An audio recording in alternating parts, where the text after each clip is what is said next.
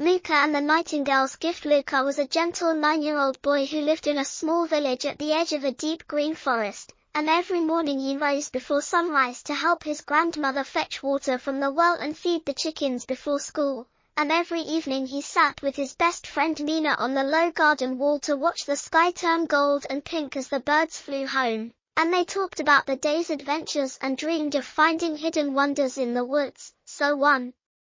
clear night, just after the village lanterns were lit and the sky was full of sparkling stars, Luca heard the softest, most beautiful song drifting from the trees, and when he turned to Mina, who was already listening with wide eyes, he knew they must follow the music, even though it was late and the forest could seem mysterious at night. So they crept out of the gate with only their small lanterns, a little bag that held 2 bread and cheese sandwiches, 2 bottles of clean water, a tiny compass with a brass arrow, a soft cloth wrapped around a small glass vial in Luca's pocket, a notebook, and a pencil. Pip, Luca's loyal puppy, padded behind them, sniffing the air and wagging his tail in quiet excitement, and as they passed beneath the old oak gateposts, the warm light of their lanterns danced on the path while fireflies rose from the grass in gentle clouds, making the way look like a soft, moving glow, and every step into the forest felt like a new story waiting to be told. Soon they reached a moonlit clearing, and there, perched on a low branch of a silverbark tree, sat a small nightingale with feathers that shimmered pale blue under the lantern light, and the birds sang a gentle melody that seemed to touch their hearts with calm and wonder. So Luca and Mina stepped forward, and the nightingale ceased its song and spoke in a voice as soft as wind through leaves. "Thank you for answering my call. I am Starla, the guardian nightingale of this forest, and I carry a precious gift that can renew the heart of every tree, but I cannot deliver it alone. Will you help me?" Luca felt his heart beat fast with both excitement and a touch of fear, but he saw Mina nod and saw Pip's ears perk up, and he answered, "Yes, Starla, we will help." So the nightingale lowered her head and revealed a tiny glass vial filled with pale green light that pulsed like a small heartbeat, and she explained, "This is the Seed of Renewal. It can bring new leaves to branches that have grown weak in the summer heat, but you must plant it at the roots of the great oak at the center of the forest before dawn, for the oak is the oldest tree and its life gives strength to all others."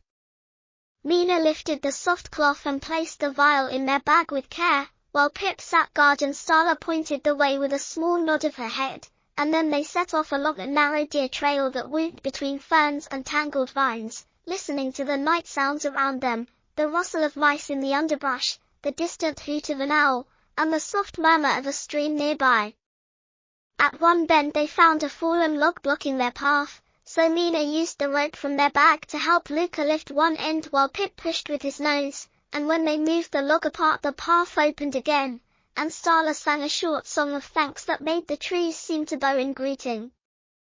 The trail led them over a gentle hill where they paused to rest, sharing a sandwich and a drink, and Mina drew a quick map in her notebook so they would not lose their way, marking the spots where they had gone right or left beneath carved rocks or bright mushrooms. As the night deepened and the moon climbed higher, their lanterns grew warmer with use, and Pip's soft panting reminded them to stay brave and keep moving. At last they came to a circle of ancient stones lit by silver moonlight, and in the center stood the great oak, its trunk wide and gnarled, its roots curling across the ground like sleeping dragons, and Luca felt a wave of respect as he approached, holding Mina's hand for courage. Starla flew to a low root and called softly, "This is the place. Pour the seed gently into the earth." Luca knelt beside the oak's roots, opened the little vial, and let a single drop of glowing green light fall onto the bark base, and immediately a soft hum rose from the ground, like the oak itself was breathing again, and tiny buds began to sprout along the lowest branches as if a miracle was unfolding before their eyes, and the leaves glowed fresh and bright, shining under the moon like emerald lanterns, while Starla's song grew into a joyful chorus that echoed through the clearing, and Pip barked happily and ran in small circles around Luca and Mina. When the magic had settled and the oak stood tall and renewed, Starla landed beside them and said, "You have shown true kindness, courage, and friendship. Because of you the heart of the forest beats again, and she touched Luca's shoulder with her wing before rising into the sky, her silver feathers glinting against the moon. Mina and Luca watched her go, feeling both proud and peaceful. Then they followed the path back the way they came, stepping carefully over the log, crossing the gentle stream by hopping on smooth stones, and climbing down the hill past the now quiet deer trail, until at last they reached the edge of the forest and saw the first pale glow of dawn on the horizon.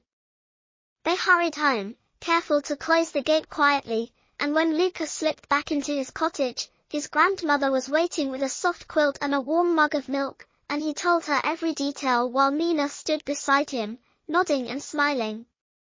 His grandmother hugged them both and said, "You two have done a wonderful thing tonight. The forest will thank you every time you walk beneath its branches," and Luca placed his notebook and pencil on the table, wrote the words, "Seed of Renewal," in his own handwriting, then slipped beneath the covers and fell into a deep, happy sleep, dreaming of moonlit songs, glowing leaves, and the nightingale's gift that had brought magic back to the great oak. And from that day on, whenever he and Mina walked together under the trees, they saw fresh new leaves on every branch, heard the nightingale's call, and remembered that true kindness and courage can heal even the oldest hearts.